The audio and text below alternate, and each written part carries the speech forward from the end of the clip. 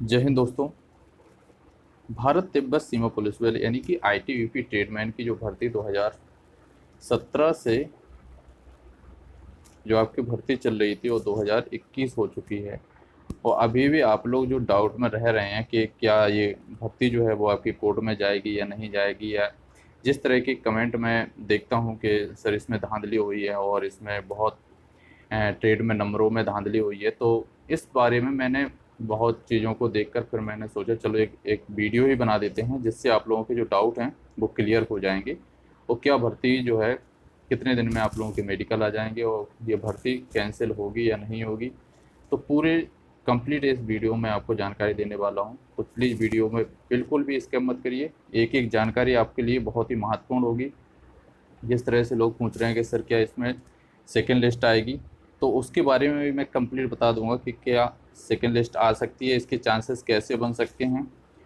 और जो वैकेंसी हैं वो आप लोगों को पता है कि जितनी भर्ती जो लेट हुई है तो उसमें वैकेंसी जो है इंक्रीज भी हुई हैं, और आपके ड्राइवर है और जो एनिमल ट्रांसपोर्ट हैं उनमें भी भर्तियों को बढ़ाने का प्रोसेस चल रहा है, क्योंकि भर्ती जो है वो बहुत ही लेट हो चुकी हैं। तो इसलिए जो भर्ती में वैकेंसी है वो उन्हें इंक्रीज किया जा रहा है। जैसे कि अभी रिजल्ट आपका ड्राइवर का आने वाला है, तो उसमें भी भर्ती को आप देख सकते हैं कि इंक्रीज की जाएंगी। तो आप लोग घबराइए नहीं, जिसका अगर मेन लिस्ट में नाम है तो वो तो क्लियर ही है, बस अपना मेडिकल और डॉक्यूमेंट तैयार रखिए। और बाकी का जिसका अगर मेन लिस्ट में नाम नहीं है और सेकेंड लास्ट लिस्ट लायक नंबर हैं, अगर किसी के 0.2 0.4 0.6 या 0.8 तक भी अगर हैं, तो वो लोग इस दौड़ में बिल्कुल जारी हैं। और बात की जाए अगर किसी के एक आध नंबर कम है, तो उसके लिए देखो ऐसा है कि अगर अभी जो है वैकेंसियों के बारे में संशोधन और चल रहा है, बाकी का जो मेन लिस्ट में उनका तो डॉक्यूमेंट और बाकी का मेडिकल होना ही है। बाकी जैसे मान लीजिए अगर कुछ लोग पहुंचते नहीं, जैसे ज़्यादातर क्या होता है कि कुछ लोग, अब जैसे कि एग्ज़ाम हुआ था मार्च में, तो उस समय क्या चल रहा था कि एसएससी जीडी की जॉइनिंग भी चल रही थी। ठीक है, तो एग्ज़ाम देने के लिए जिसने एग्ज़ाम दे भी दिया होगा और जिसका जीडी में अगर जॉइनिंग हो गई होगी तो वो लोग तो चले गए होंगे, या अदरवाइज किसी भी डिपार्टमेंट अगर उसका हो गया होगा तो ट्रेडमैन से अगर वो उन्हें वो भर्ती सही लगी होगी तो वहाँ भी जा सकते हैं। तो इसलिए शायद बच्चे कम भी पढ़ सकते हैं, तो इसलिए सेकेंड लिस्ट आने के चांसेस बन रहे हैं। चलिए और भी बात करते हैं जो आपके डाउट हैं। तो सबसे ज़्यादा डाउट जो चल रहे हैं वो चल रहे हैं कि क्या भर्ती कोर्ट में जाएगी या नहीं जाएगी। पूरी जानकारी मैं आपको बताता हूँ कि देखो ऐसा है, अगर जो लोग कह रहे हैं कि इसमें ट्रेड में नंबर जो हैं वो किसी को कम दिए गए किसी को ज़्यादा दिए गए, तो देखो ऐसा है कि ट्रेड के जो है जो ट्रेड टेस्ट हुआ था उसको बहुत ही समय हो गया है, लगभग 6 से 7 महीने हो गए हैं उस चीज़ को, ज़्यादा ही हो गए होंगे। तो इसलिए तो उस पर तो आप कोर्ट में इसलिए केस दायर नहीं कर सकते, एक टाइम क्राइटेरिया होता है कि आपको इस समय में आप इसको फ्लिप करा सकते हैं कोर्ट में कि ऐसी ऐसी धांधली हुई है।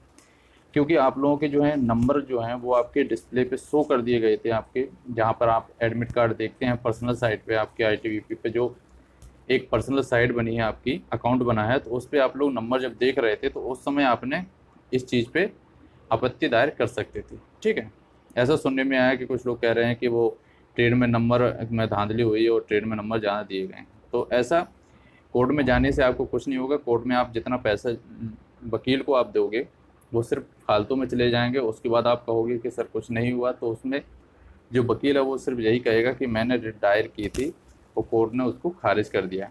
कोर्ट के एक क्राइटेरिया होता है कि कोई भी भर्ती चल रही है, अगर उसका जैसे मान लीजिए अगर आपका रिजल्ट आया था 30 तारीख को, आपका रिटन का जो एग्ज़ाम हुआ था, एग्ज़ाम का रिजल्ट आया था, अगर 30 तारीख के बाद अगर 1 से 5 तारीख के बीच में अगर आप उस पर ऑब्जेक्शन लेते किस चीज़ की, जो रिटन में आपने एग्ज़ाम दिया उसमें अगर आपके नंबर जैसे कि आपके जो आंसर की आई है उसमें नंबर आपके ज़्यादा बन रहे थे और अगर इसमें आपके नंबर शो कम कर रहे थे, जैसे कि नंबर भी शो किया गया है अब तो उस हिसाब से आप उसमें कोर्ट में दायर कर सकते थे।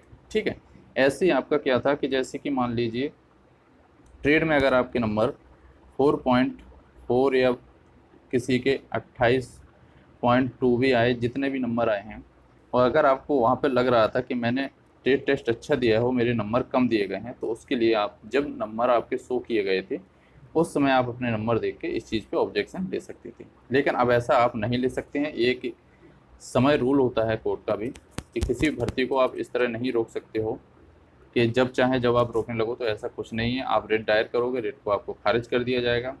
ठीक है, तो ये आप लोग बिल्कुल निश्चिंत रहिए। और जो लोग पैसा बर्बाद कर रहे हैं, तो आप लोगों से बस यही रिक्वेस्ट है कि आप लोग फालतू पैसा बर्बाद मत करें, क्योंकि वकील का काम है कि आपका केस के लिए फाइल तैयार करना। ठीक है, अब वहाँ पे कोर्ट है, वो क्या निर्णय लेता है वो उसकी कोई जिम्मेदारी नहीं है।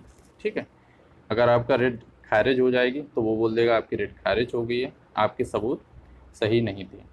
ठीक है, क्योंकि कोर्ट जो है सबूत मांगेगी। सबूत जब आप इकट्ठा करोगे, तो आप सबूत जब दिखाओगे तो ट्रेड के नंबर के दिखाओगे तो बहुत पुराना हो गया डाटा, और न्यू नंबर से आप जब दिखाओगे तो एग्ज़ाम के दिखाओगे। एग्ज़ाम की दृष्टि से जब आप दिखाओगे तो उसमें क्या है कि आपके पूछा जाएगा कि आपके आंसर शीट दिखाइए। तो आंसर शीट से जब आप नंबर मिलाओगे तो उसी हिसाब से आपके 60% जो वेटेज के हिसाब से जब नंबर निकाले जाएंगे, तो आपके जितने नंबर बन रहे होंगे उसी हिसाब से आपको, अगर आपके नंबर कम उसमें शो हो रहे हो, अगर आपके नंबर ज़्यादा हैं, तो इसके लिए आप कोर्ट जा सकते हैं। अगर ऐसा नहीं है तो इसमें आप फालतू के माँ बाप का पैसा बर्बाद मत करिए। और अगर इसका नहीं हुआ तो आराम में दूसरी भर्ती की तैयारी कर सकते हैं आप लोग, और दूसरी भर्ती में एग्ज़ाम दे सकते हैं। ठीक है, किसी के बहकावे मत आइए कि आप कोर्ट केस कर दीजिए। तो कोर्ट जो होता है उसके भी एक रूल्स होते हैं। ठीक है, अब बात करते हैं कि मेडिकल। तो मेडिकल जो है आपका अगस्त में होने वाला है, तो आप लोग तैयार रहिए। जो भी प्रॉब्लम है वो अपनी तैयारी कर लीजिए। और बाकी की अगर कोई चीज़ की जानकारी अगर आपको समझ में नहीं आ रही तो कमेंट करके पूछ सकते हैं, तो उसकी जानकारी पूरी हम देंगे आपको। ठीक है, उसके बाद सेकंड लिस्ट वालों की बात की जाए तो सेकंड लिस्ट वाले आप लोग टेंशन मत लीजिए। अगर किसी के एक आध नंबर तक कम है, अगर कोई बंदा एब्सेंट रह रहा है इसमें, वो मुझे लगता है कि एब्सेंट रहेंगे, क्योंकि जो है ट्रेडमैन की भर्ती है, उसके अलावा और भी कई भर्तियां जो हैं ट्रेंगिंग पर भी, जैसे जीडी वाले जो फोर्स से रिलेटिव भर्ती ये भी है, और फोर्स से रिलेटिव जीडी की भर्ती थी। तो मार्च में एग्ज़ाम देने के बाद अगर उनकी जॉइनिंग आ गई है तो वो लोग चले गए होंगे। ठीक है, तो इस हिसाब से वैकेंसी आप लोगों की खाली हो सकती हैं उस जगह पे, तो वो लोग नहीं जाएंगे मेडिकल देने, तो वहाँ पे सेकंड लिस्ट आने के चांसेस बन रहे हैं। ठीक है, अब जैसे कि मान लीजिए अगर ड्राइवर भी भर्ती है, तो ड्राइवर की भर्ती की अभी रिजल्ट जैसे आ जाएगा, उसमें भी अगर जो है वैकेंसी बढ़ाएंगे तो पक्का है कि जो आईटीबीपी ट्रेडमैन भर्ती में डाला है उसमें से कम 40 से 50% जो बंदे हैं वो ड्राइवर में ज़रूर डाले होंगे, जिसके पास ड्राइवर लाइसेंस होगा। ठीक है, और एनिमल ट्रांसपोर्ट का है तो उसमें भी, एनिमल ट्रांसपोर्ट में भी कुछ लोगों ने डाला होगा फॉर्म, तो उन लोग तो सिलेक्टेड हैं, तो वो लोग भी पेपर दिए होंगे ट्रेडमैन का। अगर वो लोगों की जॉइनिंग आ रही है तो भी वैकेंसी खाली इसमें पाई जाएगी, तो आप लोगों के सेकंड लिस्ट बुलाने के चांसेस बन जाएंगे।